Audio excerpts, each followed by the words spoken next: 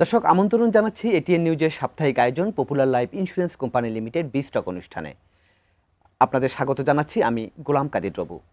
মূলত অর্থনীতি এবং ব্যবসা বাণিজ্যের নানা বিষয় নিয়ে আমরা এই অনুষ্ঠানে আলোচনা করে থাকি। আজ আমরা আলোচনা করব আগামী অর্থ বছরের যে বাজেট আসছে, অর্থাৎ 25-26 অর্থ বছরের যে বাজেট, সেই বাজেট নিয়ে। সেই সঙ্গে আমাদের এই আলোচনায় উঠে আসবে বাংলাদেশের বিনিয়োগ, ব্যবসা বাণিজ্যের যে পরিস্থিতি সেটি নিয়ে, সেই সঙ্গে ব্যবসায়িক সংগঠনগুলোর যে কর্মকাণ্ড সেগুলো নিয়েও। আজ আমরা অতিথি হিসেবে পেয়েছি তৈরি পোশাক মালিকদের অন্যতম সংগঠন বিকেএমই এর সভাপতি, নবনির্বাচিত সভাপতি মোহাম্মদ হাতেম। জনাব হাতেম, আপনাকে স্বাগত জানাচ্ছি আমাদের এই আলোচনায়। আমি আপনাদের কলা কৌশলী সহ এটিএন নিউজের সকল দর্শকদেরকে অভিনন্দন জানাচ্ছি এবং স্বাগত জানাচ্ছি। জি, ঠিক আপনার সঙ্গে আমার যখন এই আলোচনা হচ্ছে তখন তৈরি পোশাক মালিকদের একটি অন্যতম সংগঠন বিজিএমই এর নির্বাচন চলছে। তো আপনি তো সেখানকারও একজন ভোটার। তো একজন ভোটার হিসেবে এই নির্বাচনটিকে আপনি কি হিসেবে দেখছেন? এই জন্য এই প্রশ্নটি করলাম যে আমরা বিগত সময়ে দেখেছি যে এই বিজিএমই এর নির্বাচন সেটি বিতর্কের ঊর্ধ্বে ছিল না এবং ব্যবসায়িক সংগঠনগুলোরই সবসময় একটা সমঝোতার ভিত্তিতে পরিচালনা পর্ষদ গঠিত হইতো। কিন্তু এখন দেখা যাচ্ছে যে নির্বাচনী প্রক্রিয়ায় কিংবা গণতান্ত্রিক প্রক্রিয়ায় ফেরত এসেছে। আপনি কি হিসাবে দেখছেন? আমি বরাবরই আপনারা দেখেছেন যে নির্বাচনকে স্বাগত জানিয়েছে এবং বিকিমির একটা নির্বাচন কিন্তু গত 10ই মে হয়ে গেল। অর্থাৎ হ্যাঁ, এই সরকারের আমলে প্রথম একটা নির্বাচন হলো কিন্তু এটা, এবং এটা দৃষ্টান্ত হিসেবে দেখাবার মতো একটা নির্বাচন হয়েছে। সৌহার্দ্যপূর্ণ একটা উৎসবমুখর পরিবেশে সারাদিন নির্বাচন হয়েছে। তো আমরা আশা করব আজকে বিজিএমই নির্বাচনটা সেরকম একটা উৎসবমুখর পরিবেশে হবে। কিন্তু রেডিসন হোটেল বিজিএমই ভবনকে বাদ দিয়ে বাইপাস করে রেডিসন হোটেলে নিয়ে নির্বাচনটা দেওয়াটা আমাদের কাছে, ভোটারদের কাছে এটা যুক্তিসঙ্গত মনে হয়নি। এবং সেখানে সেই উৎসবমুখর পরিবেশটা কতটুকু আনা যাবে আমি জানি না। তবে এই নির্বাচনকে কেন্দ্র করে উৎসাহ উদ্দীপনা সব ভোটারদের মধ্যেই রয়েছে এবং আমিও যাব আপনাদের এখান থেকে শেষ করে, হয়তো এরপরে আমিও যাব সেখানে ভোট দেওয়ার জন্য। আর এইটা যেটা আপনি বললেন যে এই নির্বাচন বিজিএমইর যে এবার নির্বাচনটা হচ্ছে, অতীতের নির্বাচন যে বিতর্কের ঊর্ধ্বে ছিল না, হ্যাঁ প্রায় সময় আমরা এরকম শুনি বিতর্কের ঊর্ধ্বে ছিল না, এবং এই রেশারেশিটা কিন্তু বিজিএমইতে বেশি লক্ষ্য করা গেছে। বিকেএমইতে কিন্তু এর আগে কয়েকবার নির্বাচন হয়েছে, কখনোই কিন্তু এই মানে বিতর্কের হয়েছে এই ধরনের কিছু ছিল না কিন্তু। এবং এইবারও যেটা আমাদের হয়েছে অত্যন্ত মানে সবার কাছে সমাদৃত হয়েছে। তো বিজেপিকে এবার নির্বাচনটাকে কেন্দ্র করে দুইটা প্যানেল, অপোনেন্ট প্যানেল এবং আরও 6 জনের একটা প্যানেল, এটা স্বতন্ত্র প্যানেল একটা আছে। তো তারা নির্বাচনে প্রতিদ্বন্দ্বিতা করছে। তো সেই ক্ষেত্রে বিজেপির বর্তমান যে প্রেক্ষাপট বা যে পরিস্থিতি ছিল বিগত সময়টা, বিশেষ করে এই সরকার আসার পরে, সেই প্রেক্ষাপটে এইবারের অন্তত দুইটা দলকে একসাথে করে যদি সমঝোতা করে কমিটিটা করে দেওয়া যেত, তাহলে আমি মনে করি যে বিজেএমই এবং এই সেক্টরের জন্য কিছুটা ভালো হতো। কারণ হচ্ছে একটা রেশারেশি সেখানে আমরা একটি বিষয়ে কিন্তু আবার মিল আছে, সেটি হচ্ছে সম্মিলিত পরিষদ এবং ফোরাম, দুই পরিষদের প্যানেল লিডার কিন্তু আবার বিএনপি রাজনীতির সাথে জড়িত। তো এই জায়গায় তো মিল আছে এখানে। হ্যাঁ, এই জায়গায় কোনো সুযোগ নাই। বিজেপিতে কখনোই কিন্তু ওই অ্যাবসলিউটলি কোনো প্যানেল ওই দলের ভুক্ত এরকম ছিল না, কিন্তু উভয় দলের মধ্যেই মানে বিভিন্ন রাজনৈতিক দলের সংমিশ্রণই ছিল। এটা অতীত থেকেই হয়ে আসছে। সেখানে আসলে কোনো আমরা কখনোই দলীয় বিবেচনা কখনো আমরা করি নাই। কিন্তু যদিও বিগত সময়টায় এটা সারা দেশের প্রেক্ষাপটেই এরকম হয়ে গিয়েছে। আমি আপনাকে একটু থামাতে চাই, সেটি হচ্ছে প্রশ্নটি যেহেতু আপনি প্রসঙ্গক্রমে তুললেন বিষয়টি, সেটি হচ্ছে একটা সময় ছিল যে ব্যবসায়িক সংগঠনগুলোর ভূমিকা ছিল কি নির্মোহ ভূমিকা। দেখা যাচ্ছে যে যখন দেশে রাজনৈতিক ক্রাইসিস হতো তখন কিন্তু ব্যবসায়ীরা মধ্যস্থতার ভূমিকা পালন করত। কিন্তু বিগত সময়গুলোতে আমরা কি দেখেছি? উল্টো দেখেছি যে ব্যবসায়িক সংগঠনগুলো সরকার দলীয় সংগঠনগুলো লেজুর ভিত্তিক তারা করত। তো এইটি কেন কেন ব্যবসায়ী সংগঠনগুলো তাদের নির্মোহ ভূমিকা থেকে বের হয়ে আসলো, এটা কেন এই ভূমিকাটা তারা কন্টিনিউ করতে পারছে না? এটা অত্যন্ত দুঃখজনক ছিল বিগত সময়। এবং বিজেপির যে ঐতিহ্য ছিল বা ব্যবসায়ী সংগঠন, আমি শুধু বিজেপির কথা বলছি না, আমি সেটা ব্যবসায়িক সংগঠনের কথা বলছি। আমি স্পেশালি যদি বলি বিজেপি, আপনাদের নিশ্চয়ই মনে আছে যে সরকার মানে যিনি সরকারে থাকতেন প্রধানমন্ত্রী বিজেপির বাটেক্সপোর উদ্বোধন করতেন আর সমাপনীটা করতেন বিরোধী দলীয় নেতা। এই যে কালচারটা, এটা বিগত সময় নষ্ট হয়ে গেছে, সেটা আমরা দেখলাম না কেন? এটা নষ্ট হয়ে গিয়েছে এবং এটার জন্য আমি মনে করি অবশ্যই এটা আমরা ব্যবসায়ীরা এটার জন্য দায়ী এবং ওই সময়কার রাষ্ট্রের পরিস্থিতি পরিবেশও অনেকটা এই জন্য দায়ী। বা এটার জন্য এইটা দায়ী কিনা যে এমপি হওয়ার টেন্ডেন্সি, মন্ত্রী হওয়ার টেন্ডেন্সি? সেটা তো অবশ্যই। আপনি দেখেন বিজেপি থেকে যারা প্রেসিডেন্ট হয়েছেন প্রত্যেকেই কোনো না কোনো পরবর্তীতে পদ বা কোনো একটা জায়গা পেয়েছেন সরকারে। তো সেই জায়গাটাও একটা কারণ ছিল যে একটা দলের প্রতি পুরো মানে সেক্টরটাকে দাবিত করা, এটা আমরা কখনোই পছন্দ করি নাই। এবং আপনি যদি দেখে থাকেন আমি বিগত সরকারের সময়ও কিন্তু আমি বিকেএমইর বিভিন্ন দায়িত্বে ছিলাম এবং সবসময় কিন্তু আমি সোচ্চার ছিলাম ইভেন সরকারের যে কোনো সিদ্ধান্তের সমালোচনা যদি ব্যবসায়ীদের বিপক্ষে গিয়েছে আমি কিন্তু কখনো কার্পণ্য করিনি করতে। কিন্তু বিকেএমইতেও তো আমরা দেখলাম যে প্রায় এক যুগ পর নির্বাচন হলো, সেখানেও কেন এত সমঝোতা? সেখানেও আপনারা জানেন যে যিনি ওখানে প্রেসিডেন্ট ছিলেন তিনি দীর্ঘদিন যাবৎ ওই পদটা আঁকড়ে রেখেছেন এবং তিনি পরিষ্কারই বলেছিলেন যে যতদিন প্রধানমন্ত্রী শেখ হাসিনা থাকবে ততদিন উনি ওই পদ ছাড়বেন না এবং আমাকে প্রেসিডেন্ট হতে দিবেন না, এবং দেনও নাই। নামটা বলেন। আমাদের এই ব্যবসায়ীদের মধ্যে একজন মুরব্বী, উনি একেএম সেলিম ওসমান। তো তিনি দীর্ঘদিন ওই পদটা আঁকড়ে রেখেছিলেন। অবশেষে উনি কথাও রেখেছেন, শেখ হাসিনা প্রধানমন্ত্রী তো নাই, পরে উনি রিজাইন দিয়ে চলে গিয়েছেন। তখন সর্বসম্মতিক্রমে বিকেএমইর বোর্ডে আমাকে প্রেসিডেন্ট হিসেবে দায়িত্ব দেওয়া হয় 25শে অগাস্ট। এবং পরবর্তীতে যদিও আমাদের টেনিউরটা ছিল সেপ্টেম্বর 2025 পর্যন্ত, বাট আমরা আগাম নির্বাচন দিয়ে দেই। মে মাসের 10 তারিখে আমাদের একটা নির্বাচন হয়ে গেল এবং নিরঙ্কুশ বিজয়। এবং আপনারা সেদিন গিয়েছিলেন, দেখেছেন একটা পরিবেশে সারাদিন নির্বাচনটা হয়েছে। আমরা এরকমই একটা নির্বাচন প্রত্যাশা করি সবসময়, মেম্বারদের অংশগ্রহণ এবং স্বতঃস্ফূর্তভাবে যে যাকে খুশি ভোট দিবে। ইভেন আমরা আমাদের যে বিরুদ্ধে যারা ছিলেন তাদেরকে হাতে হাত ধরে কাঁধে কাঁধ মিলিয়ে সারাদিন আমরা কিন্তু একসাথে ভোটটা সংগ্রহ করেছি বা মেম্বারদেরকে আহ্বান করেছি। কিন্তু আপনি যে সময়ে সভাপতি নির্বাচিত হলেন এটা তো একটা কঠিন সময়, ঠিক এই সময় আপনি কঠিন তো বটেই। আপনি একটা সরকারের মানে এত বড় একটা পরিবর্তন, এই পরিবর্তনের পরে এরকম একটা পরিস্থিতিতে আমি দায়িত্ব নিয়েছি, আমি মনে করি অবশ্যই এটা একটা চ্যালেঞ্জিং ছিল। যখন মানে বিভিন্ন ব্যবসায়ী সংগঠনের শীর্ষ নেতৃত্ব অন্তর্ধানে চলে গেলেন, পলাতক হয়ে গেলেন, বিদেশে চলে গেলেন, তখন ওই সময়ে বিকেএমইর মতো এত বড় সংগঠনের নেতৃত্ব আমি কাঁধে নিয়েছি, এটা অবশ্যই চ্যালেঞ্জিং ছিল। এবং সেটা নিতে পেরেছি একটাই কারণ আমি কখনোই কোনো দলীয় লেজুর ভিত্তি করি নাই এবং আমার জীবনে আমি কোনোদিন কোনো রাজনীতির সাথে কখনোই সম্পৃক্ত ছিলাম না। যার কারণে আমার ওই সৎ সাহস ছিল বলেই আমি কিন্তু ওই জায়গাটাকে ফেস করেছি এবং আমি দায়িত্ব নিয়েছি এবং আমি মনে করি আমি খুব সাকসেসফুলি এই জায়গাটাকে এই পর্যন্ত হ্যান্ডেল করে আসছি এবং পরিচালনা করে আসছি। বিকেএমইর নেতৃত্ব আপনারা জানেন যে এখানে অনেক কিছু মানে সরকারের সাথে আমাদের অ্যাকচুয়ালি সব কিছু করতে হয়। তো ফলে সরকারের বিপক্ষে যাওয়ার আমাদের কখনো কোনো সুযোগ থাকে না, বাট আমরা সমালোচনা করি আমাদের জায়গা থেকে, যেটা আমি আগেও করেছি, বিভিন্ন সিদ্ধান্তের সমালোচনা করেছি। কিন্তু সরকারের সাথে থেকে আমাদেরকে সেক্টরের পলিসিগুলি নির্ণয় করতে হয়। যদি সরকারের বিরোধিতা বা বিপক্ষে অবস্থান নেয় কেউ, তাহলে কখনোই সরকারের কাছ থেকে কাঙ্ক্ষিত ওই পলিসি বা সুবিধা সেক্টরের জন্য, ব্যবসা বাণিজ্যের জন্য ওই পলিসিটা আদায় করা যায় না। তার মানে আপনারা বলতে চাচ্ছেন যে সরকারের সঙ্গে আপনাদেরকে ঘনিষ্ঠভাবে কাজ করতে হয় বিভিন্ন সহযোগিতা নেওয়ার জন্য, মানে সেক্টরের পলিসি, ব্যবসা বাণিজ্যকে এগিয়ে নিয়ে যাওয়া, অর্থনীতিকে এগিয়ে নিয়ে যাওয়ার জন্য আমাদেরকে সরকারের সাথেই কাজ করতে হয়। কারণ সরকার তো এই দেশের অর্থনীতির চালিকা শক্তির একটা অন্যতম পার্ট। যদি সরকার সেখানে সহযোগিতার ভূমিকা না থাকে, বিরোধিতার মধ্যে থাকি আমরা, তাহলে কখনোই সেই জায়গাটা স্মুথ হয় না। কিন্তু আমরা তো দেখি যে বিশেষ করে যদি বিজিএমইএ বিকেএমই এর কথাই যদি আমরা বলি, এমপি হওয়ার দৌড়ে তো এই খাতের ব্যবসায়ীরাই বেশি। এমপি হওয়ার দৌড়ে নিশ্চয়ই আপনি যদি আমাদের বিকেএমইর কিন্তু 3 জন প্রেসিডেন্ট এর আগে হয়েছেন আমার আগে।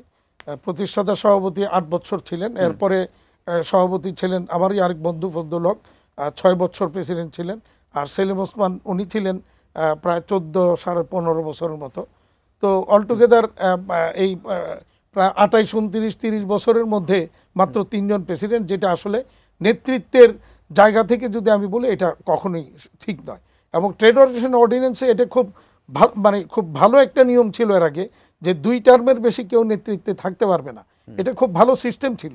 এটাকে তৎকালীন সরকারের সময় কিছু দলীয় ব্যক্তি কুক্ষিগত করে রাখার জন্য ক্ষমতাকে, বা ওই সংগঠনকে কুক্ষিগত করে রাখার জন্য তারা এফবিসিসির ট্রেড অর্ডিন্যান্সকে ওই সময় বাণিজ্য মন্ত্রীকে দিয়ে সেটাকে বাতিল করিয়েছে, যেটা আবার বর্তমান সরকার আবার সেটাকে বহাল করেছে। এটাকে আমরা স্বাগত জানাচ্ছি, এবং কোনোভাবেই আমি মনে করি যেটা এই সরকার এখন দিয়েছেন যে 2 টার্মের বেশি কেউ থাকতে পারবে না, এটা অত্যন্ত ভালো। এটাকে আমরা ওয়েলকাম করি, স্বাগত। তার মানে সরকারের এই সিদ্ধান্তকে আপনারা স্বাগত জানিয়েছেন। অবশ্যই।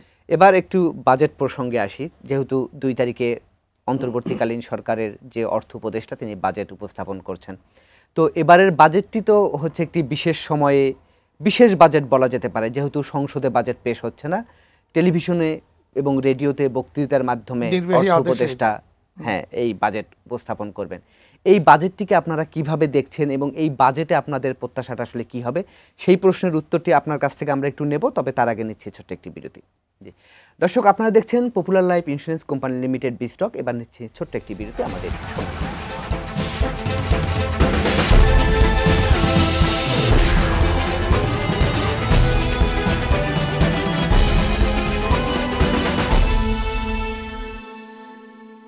দর্শক, বিরতির পর আমরা আবারও ফিরে এলাম popular life insurance company limited বিস্টক অনুষ্ঠানে। আজ আমরা আলোচনা করছি ব্যবসা বাণিজ্যের নানা দিক নিয়ে এবং সেই সঙ্গে আসন্ন যে বাজেট, সেই বাজেটের নানা বিষয় নিয়ে। আজ আমরা অতিথি হিসেবে পেয়েছি বিকেএমই এর সদ্য নির্বাচিত সভাপতি মোহাম্মদ হাতেম।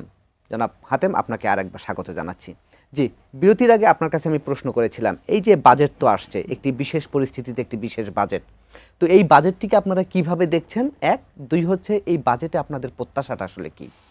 অনেকদিন পরে এবারের বাজেটকে কেন্দ্র করে আমাদের প্রত্যাশাটা একটু বেশি। কারণ হচ্ছে যে আপনারা এর আগেও দেখেছেন বিগত সরকারের সময় আমরা প্রতি বছর বাজেটের আগে নানা বিষয় বলে যেতাম, ওনারা এক কান্দে ঢুকতো আর এক কান্দে বের হয়ে যেত, কখনোই এটি আমলে নিতেন না।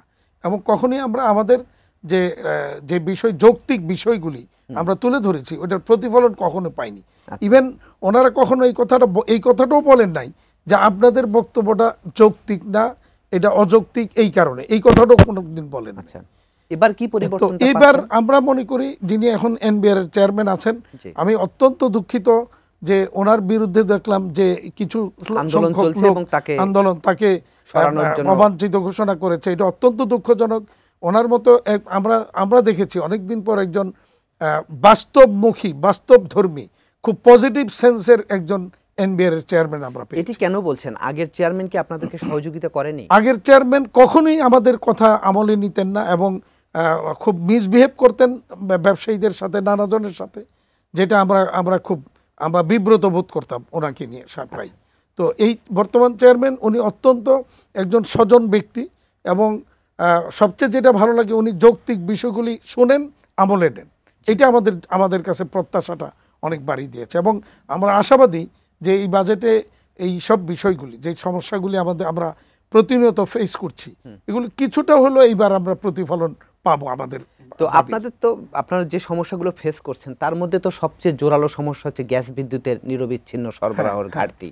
তো সেই ব্যাপারে আসলে আপনারা সরকারের কাছ থেকে কতটা প্রত্যাশা করছেন? আমরা গ্যাস বিদ্যুৎ নিয়ে যে সমস্যা দীর্ঘদিন আপনারা দেখেছেন এবং আমরা পত্রিকায় বড় করে হাফ পেজ, পুরো প্রথম পৃষ্ঠার হাফ পেজ নিয়ে আমরা কিন্তু এই ব্যাপারে আমাদের বক্তব্য তুলে ধরেছি, কিন্তু এরপরও কিন্তু আমরা সমাধান পাইনি। কালকেও আমরা এই ব্যাপারে নিউজ দেখলাম যে ওখানে সমুদ্রে কি অবস্থার কারণে গ্যাস ঠিকমতো এলএনজি আনতে পারছে না, এইসব কারণে সরবরাহ বিঘ্নিত হচ্ছে।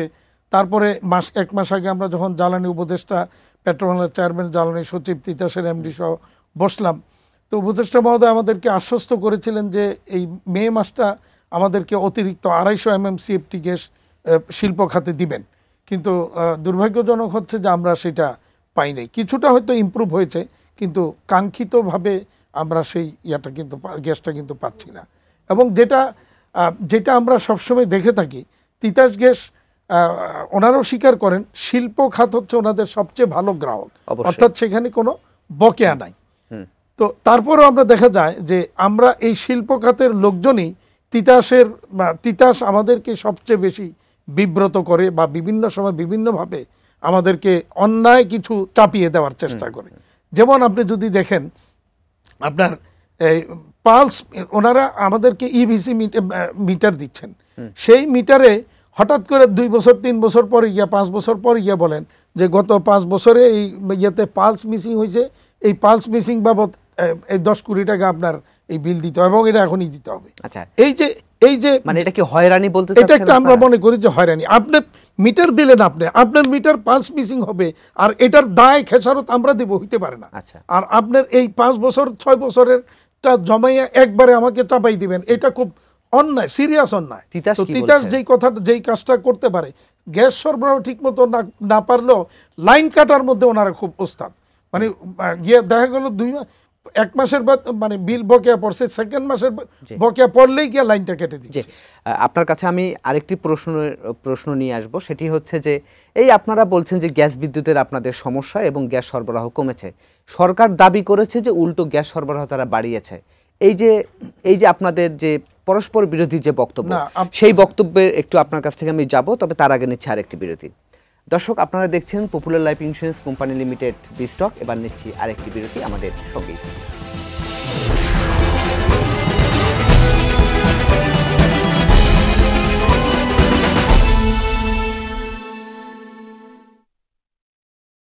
দর্শক, বিরতির পর আমরা আবারও ফিরে এলাম popular life insurance company limited বিস্টক অনুষ্ঠানে। আজ আমরা অতিথি হিসাবে পেয়েছি বিকেএমই এর সভাপতি মোহাম্মদ হাতেম। জি মোহাম্মদ হাতেম, আপনাকে আরেকবার স্বাগত। জি, বিরতির আগে আপনার কাছে আমি প্রশ্ন করেছিলাম, এই যে গ্যাস সরবরাহ নিয়ে আপনারা এক ধরনের হিসাব দিচ্ছেন, সরকার আর এক ধরনের হিসাব দিচ্ছে, এই গরমিলটা কেন? মানে সরকার হিসাব যাই দেব, মানে প্র্যাকটিক্যালি বাস্তব যেটা আমরা গ্যাস পাচ্ছি না। এখন সরকারের হিসাব যদি বলে থাকে যে এত MMCFT দিয়েছেন ওনারা, এটা কোথায় গেল, যাচ্ছে কোথায়? তাইলে আমরা পাচ্ছি না, যে এটা তো সত্য। এবং আমাদের উৎপাদন ব্যাহত হচ্ছে, দীর্ঘদিন আমরা বলে আসছি। এবং এখন যেটা হচ্ছে যে একদিকে উৎপাদন আস্তে আস্তে কিন্তু দেশীয় উৎপাদনটা কমছে, আর আমদানিটাও যথাযথভাবে সঠিকভাবে হচ্ছে না, ফলে সংকটটা কিন্তু থেকেই যাচ্ছে।